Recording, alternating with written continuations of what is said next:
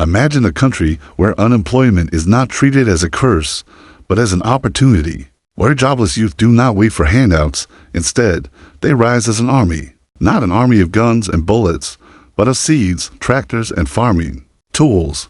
This is the story of Burkina Faso's president Ibrahim Traoré and his bold initiative, the Youth Farmers Army, where 10,000 young people have been mobilized as food soldiers to fight unemployment, hunger, and dependency. Today, we dive deep into this revolutionary idea that is shaking Africa and inspiring the world. Burkina Faso, a West African nation, has long battled poverty, food insecurity, and unemployment. For years, its young people, the majority of the population, faced a bleak future, no jobs, no opportunities, and very little hope. But then came Ibrahim Traoré, at just 36 years old, the youngest leader in Africa. Unlike politicians who made empty promises, he brought a soldier's mindset, discipline, action, and courage, and he asked one powerful question: if industries are not here yet, why should our youth sit idle? We have land, we have people. Why not turn them into an army that cultivates the future? This was the birth of the Youth Farmers Army. Unemployment is one of the biggest struggles in Africa. Every year, thousands of young graduates look for jobs, but most end up disappointed. This frustration often leads to migration, crime, or hopelessness. But Traoré flipped the script. He declared, unemployed youth are not a problem. They are the solution. Instead of wasting energy waiting for opportunities, the youth would create them. By farming, they wouldn't just feed themselves. They would feed the nation. And so, from the ashes of unemployment, rose the vision of the Farmers' Army, a disciplined, motivated, and organized youth force dedicated to conquering hunger. How do you gather 10,000 young people for such a mission? The answer: unity. Across villages, towns, and cities, officials and community leaders registered volunteers. The call was not for jobs, but for service. Join the Youth Farmers Army. Serve your country. Feed your people. Thousands came forward. Some were students without jobs. Others were young farmers who had abandoned the land because they lacked support. For them, this was more than work. It was dignity. Recruitment was nationwide, ensuring that every region contributed. This was not just for the capital. It was a people's army, spread across the country.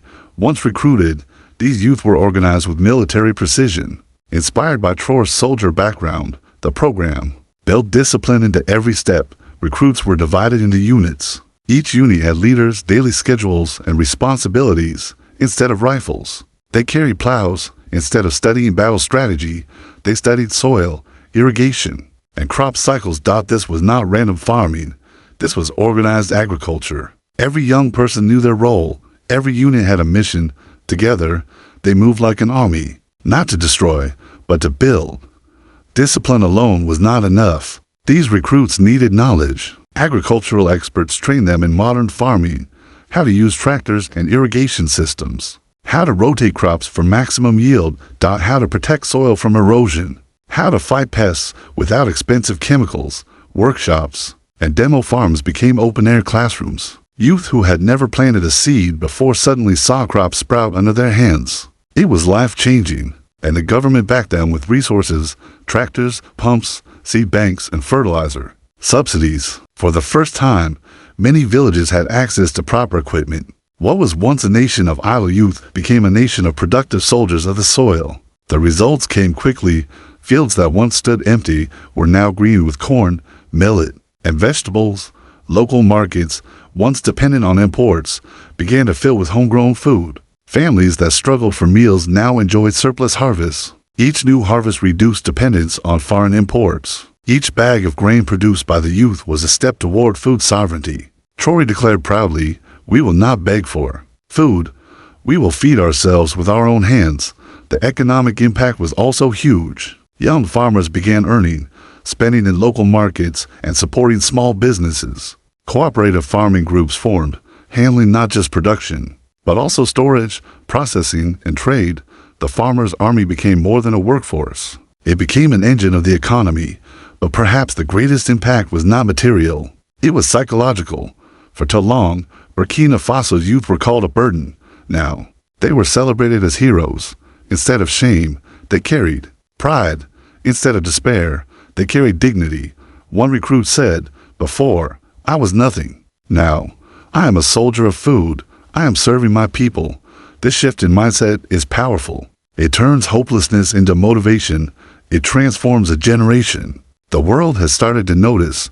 International media call it a green revolution.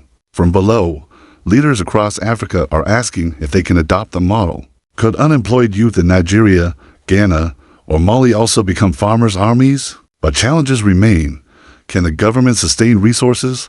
Will climate change threaten crops? Can youth remain motivated long-term? These are real questions. But even with challenges, Burkina Faso has proven something incredible. When youth are given purpose, they can move mountains. So, what is the Youth Farmers Army? It is more than farming. It is more than jobs. It is a revolution. Ibrahim Traoré has shown that Africa's greatest resource is not its gold or oil.